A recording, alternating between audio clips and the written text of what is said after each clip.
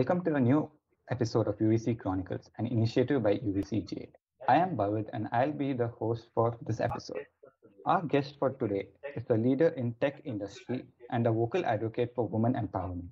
Chronicles welcomes Ms. Sheenam Ohrie of the 1992 batch of ECE. Sheenam was the Vice President of Strategy at SAP Labs India. Then she went on to become the Vice President of Enterprise Data and Mobility at Dell Digital and currently serves as the Managing Director at Broadridge Financial Solutions India. It's a pleasure to have you, ma'am, here. It's an absolute pleasure to be here, Bhavid, too. I'm absolutely delighted to be talking to students from my college, and it fills me with great pleasure to be kind of reconnect with college anytime. Even we are excited to have you here today. So, Sheenam, could you give us a brief introduction of your journey so far from childhood to starting your career and what you're doing today? Thank you, Bhavid.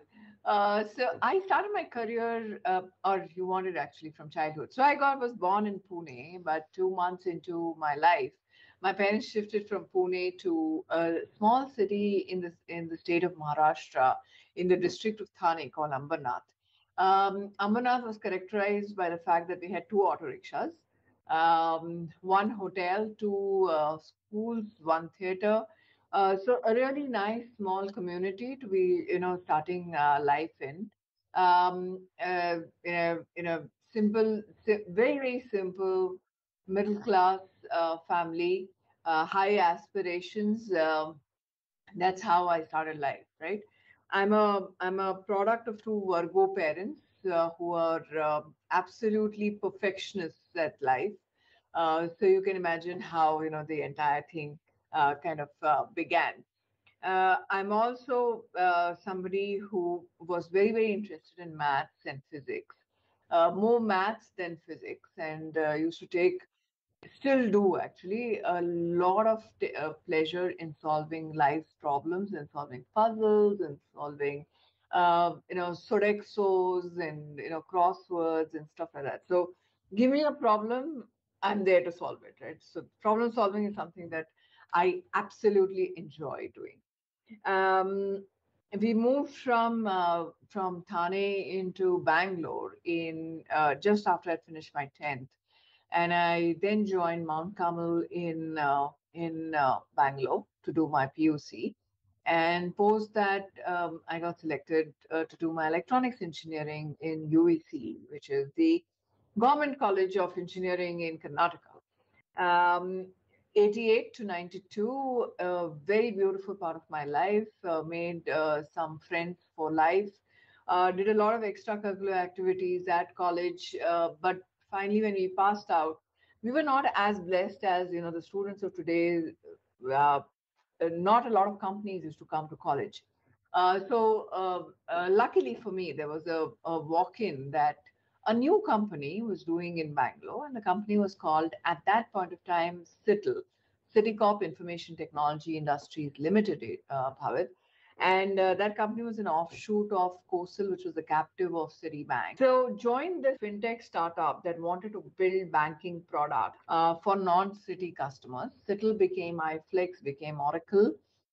I was with them for 15 years. And because it was a startup, you do a lot of variety of things. You do user documentation, you do development, you do testing, you do process governance. So really, those 15 years created a well-rounded personality for me as far as all phases of the software development lifecycle were concerned. But sometime in 2006 end is when I realized that I stopped learning too much, and that's when the want to actually do something else happened, and that's when I joined Business Objects. Business Objects happened because I wanted to go back into a small organization and build again. And it was being set up in India in a BOT model. So the team in India was really smaller than my team in iFlex at that point of time, but I was really encouraged by the fact that I could possibly do it again. God had other plans. SAP acquired us the same year, so I worked in the data line of business, the business objects line of business of SAP for about 2 years, and moved to mainstream SAP. Did a lot of work there around SRM, SCM, PLM, some work in Theory, HANA. Um, my last role there was the VP of Strategy that you mentioned. From there, actually moved on to Infosys, and I joined their product company called Edgework, which was set up to, you know, create value once and sell multiple times. So I joined in a very different capacity there. I had always been a product and a technology leader. I joined there as the head of delivery for Finacle, which is again a banking software. So I was back into fintech, and led their implementation and support for about 2 years. Post which I joined Dell to do the mobility engineering, to set up the mobility engineering team for Dell. I did mobility and data for about 3.5 years, and then from there led on to leading the team that was doing Dell.com/support, and from there that's when Broadridge happened, and Broadridge actually hired me to be their COO in India. There was an opportunity after that. Our MD decided to retire. He wanted to start his own company. So they opened the position. I applied for it, went through the rounds and got it. I've been doing this role now for about 19, 20 months. It's been a very good learning journey. I think what I've enjoyed through my journey since the time I left college to today has been the fact that life has given me an opportunity to take on a variety of roles, and I have learned and I think become better with every single transition that has happened. So that's my story in short. I'm married, based in Bangalore. We have one son who is much older than you, Bhavid, I'm sure. He is 27, working as a data scientist in Texas. So that's who I am. That was quite a journey, ma'am. So we would like to know more about your days at UVC. What in specific would you want to know about that? Any story you would like to share? Any interesting incident?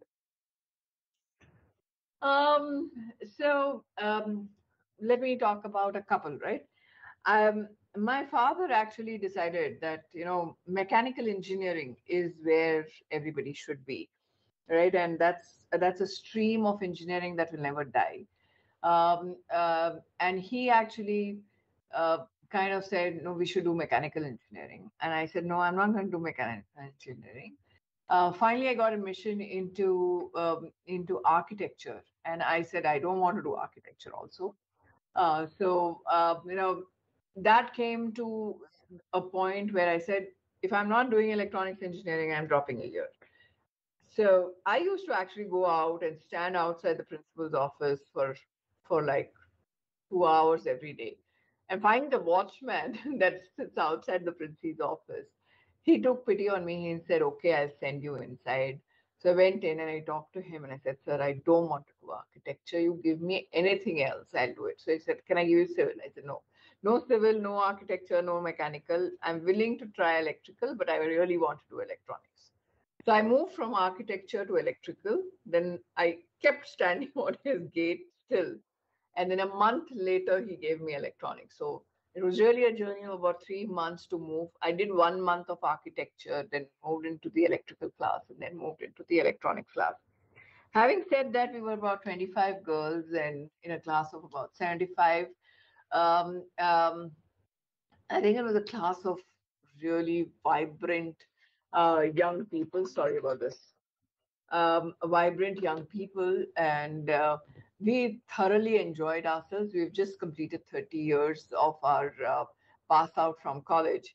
But I think what I remember of college is the camaraderie between us in the batch, um, the camaraderie with our seniors. I still remember a lot of us, my seniors. I have relationships, I have friendships still forged with the seniors. I remember the first year very distinctly because you have to You had to go and make those models, mechanical models, carpentry models, and stuff like that. I remember struggling with the concepts of electrical engineering as to how certain things flow through those big machines. I remember being absolutely fascinated with electronics and the designs and the circuitry of all of that. I remember being really, really impressed with Fortran. That's what we learned in college, as the language in our third year. So I think from an academics perspective, it, I remember my school teachers. There was a young teacher who had just passed out, and then there was, uh, you know, um, I don't think you would have him. We had a prof called Nayak, and he used to insist that our notebooks had to be, had to have a brown paper on it. It had to be neat. The notes had to be neat. You could not enter the class even a minute late. You have to be there earlier than him. So there was um, lot of powerful memories that I have of college. We had a lot of fun in college. We used to have a fest every year. I would be on the stage doing something every year, and I had different groups with whom I used to do different activities and stuff like that. So um, I think college will always be a special place for everybody, specifically the undergrad where you get your first degree from. It's that time of your life when you're transiting from childhood to adulthood. You're now starting to understand what you would want to do in life, and you are kind of mature enough to build relationships that will last you the lifetime. So your friends really happen in college. So those are my memories of UVC. I'm pretty sure every UVCN would be able to relate to that, as even I could relate to most of the points which you had said. So, you have been part of an array of companies at various positions. What are the key learnings for you in this journey? Um, I think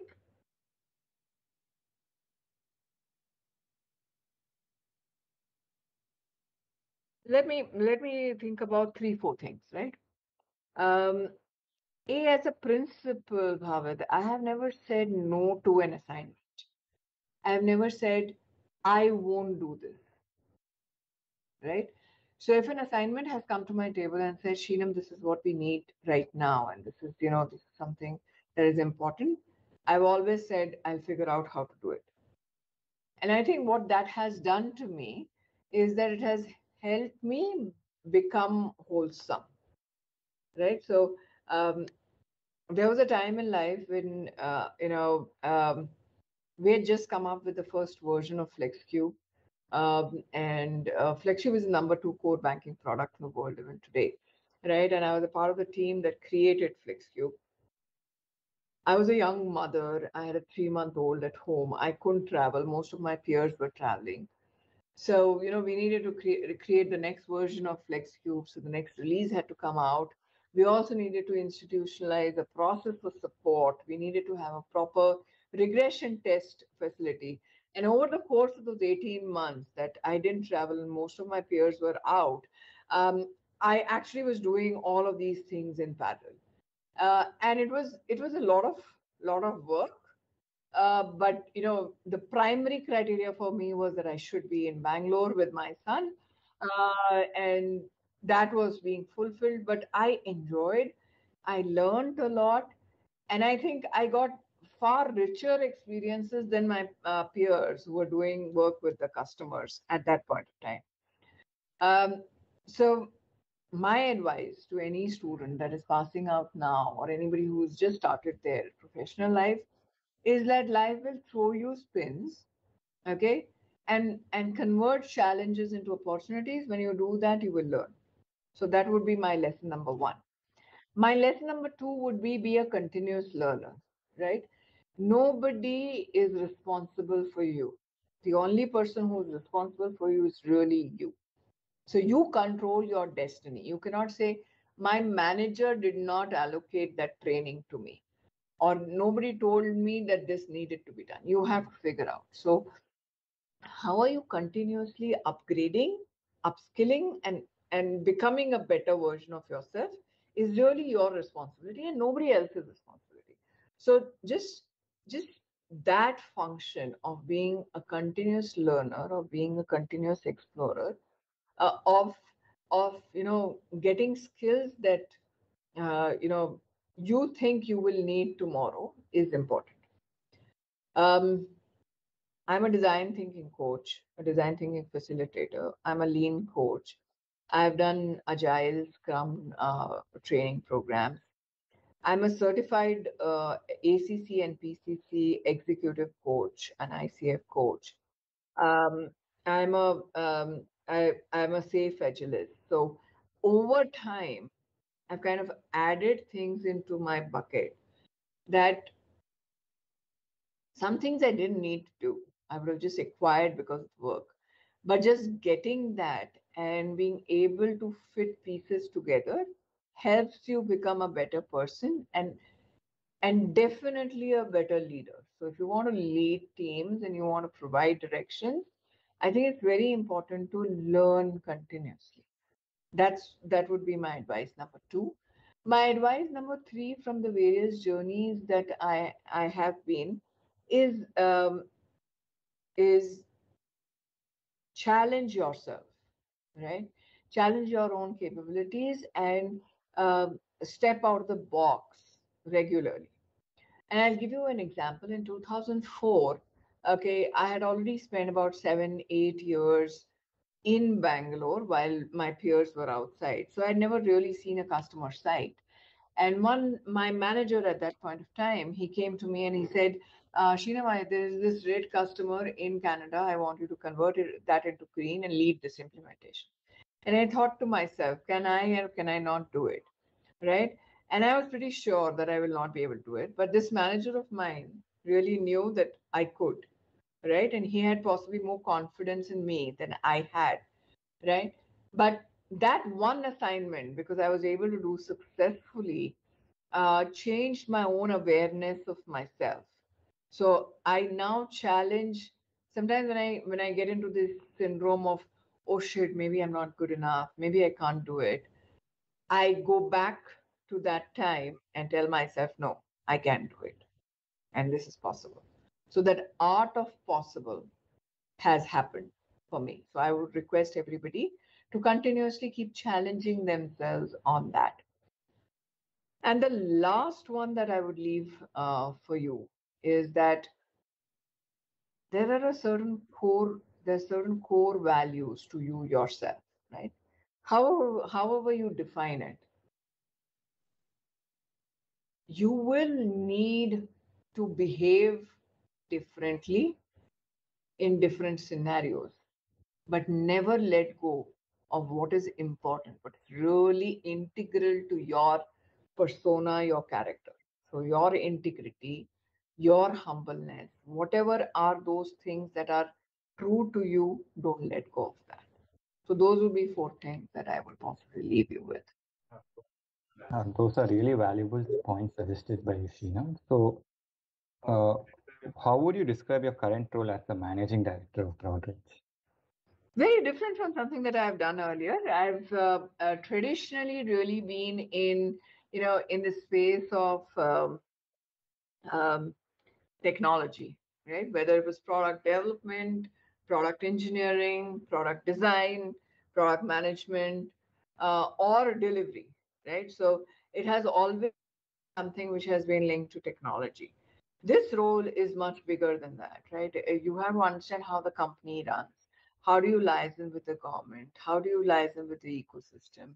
Um, which could be the startups that you want to deal with? Which are the industry forums that you want to deal with? What are the legal rules, laws, guidelines, protocols that you need to have knowledge of to manage that? So it's not just technology. You have to understand the HR space. You have to understand how facilities run. You have to understand how procurement happens, how finance runs. What are those basics of finance and accounting and balance sheets and all of that, right? You also need to understand, how businesses are profitable. And I think I got a lot of that when I was at Infosys. But this was a very different ball game. Then you're sitting here leading 5,000 people, okay, for a global organization. You have to think about how do you continuously cascade strategy? How do you continuously tell your associates that you're valuable? And just not tell, showcase through words, actions, repeated actions, and communications, right? So the learning in this role has been really steep. I don't think I've learned everything that needs to be learned yet. Um, I think that journey is going to be another 18, 20 months. But I think just doing this role has been a pivotal, powerful change for myself because I have I have challenged myself in different ways and different forms of learning here. Yes, ma'am. That is really interesting how you gave the perspective, how it differed from other roles you had in the past. So, finally, for the last question, but not the least important one, you have been championing many initiatives for inclusivity for women. What would be your message for the women who have taken up careers in STEM?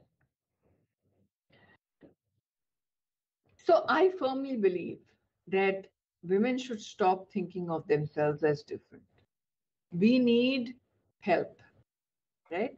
And why do we need help? Biologically, we are the birth givers. We are, God has created women different from men in the fact that we are able to give birth to the next generation. We are child raisers, right? We are also caregivers. We are also nurturers from that aspect. So we need help because, you know, you will get married, you possibly will have a child, you will have multiple children, you will need breaks at that point of time, careers take a back seat. But I think you will possibly need to take a break in your career. I've taken a 1 year sabbatical in my career, right? I think you have to be very focused on focusing on the right thing at that point of time, right? Like I told you, I didn't travel when my son Adi was young, right? From the age of about 3 months to about 9, 10 years that he was, I didn't move out of the country. I didn't move out of Bangalore actually. I would, if I needed to do a day trip, I would go to Bombay, I would do a day trip and come back. I didn't leave him alone for a night, right? But that was priority for me at that point of time. Okay. You have to decide in what segment of life you are in and decide the priority and then be happy with that priority. Tomorrow, life will give you an opportunity to get back, okay, and lead a better life. So decide your priorities. But don't think of yourself in your career any different from a man, right?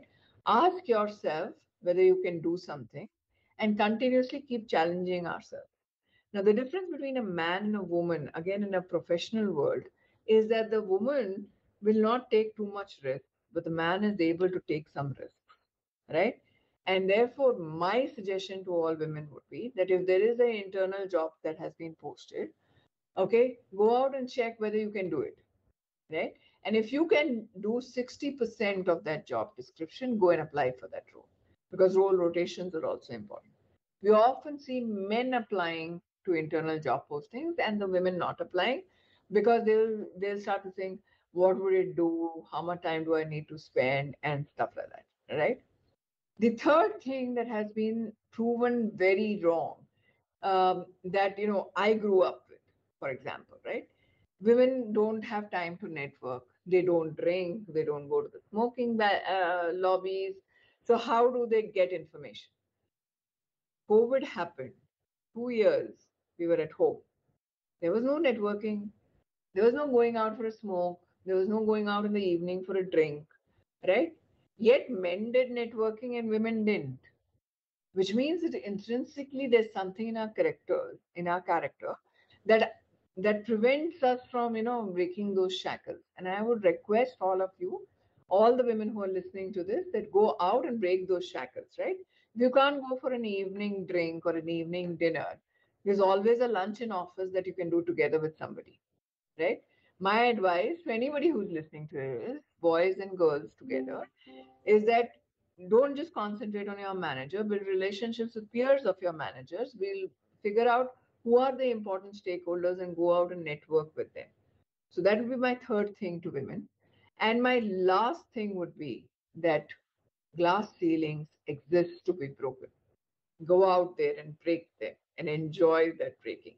Man, woman, both, they exist, but they can be broken. Uh, Thank you, Sheenam. That was really really motivating for anyone, not only the girls but even the boys, for that matter.